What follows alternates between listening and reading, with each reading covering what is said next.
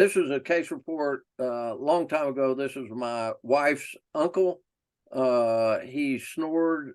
She remembered growing up that they slept in separate bedrooms. He would wake her up at night. So he wanted to get an appliance at 83 because his first wife died and he had a girlfriend. So he wanted an appliance. He did have on a pulse oximeter significant apnea. We successfully treated him for 7 years with a tap.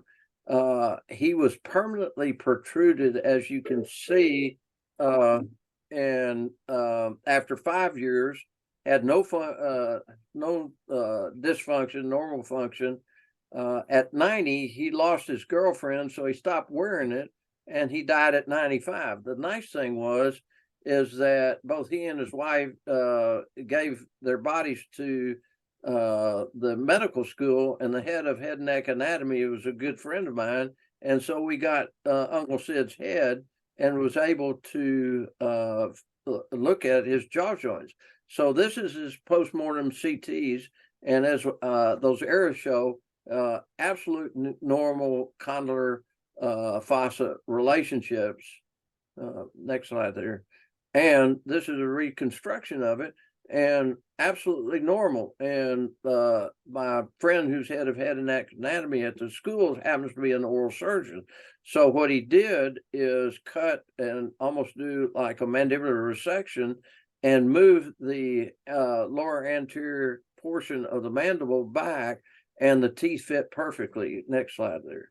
So and the reasons for the protrusive change, as we say, is this dental compensation? I don't think so.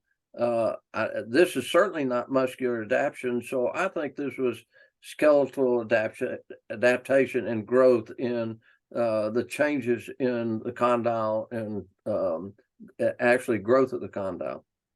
So, Keith, you think Peggy's uncle is pretty much an outlier, though? You don't see that kind of movement on many of your patients. I certainly don't. I don't at this point, but because I treat so many severe patients, and if you look back at Hookema's study, and they're out at 80 to 90% of their maximum protrusion. So I saw a lot of these because of the patient population. I hardly had people that were just 50%. So we were treating these severe patients, and I saw them in these severe patients. That's where I saw it all. And also, the patients had the ability, because the way the design of the appliance is that if they started snoring, they had problems, they would protrude themselves, and I didn't have them back often enough. And after 2 or 3 years, they come back in and say, "Oh my gosh, here's what we got."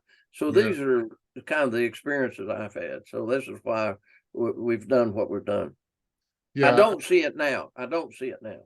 Right. Well, part of is adding the mouth shield and the nose. I call it the nasal breathing trainer to the TAP family of devices, but that's not what we're talking about tonight. Yeah. So here we are.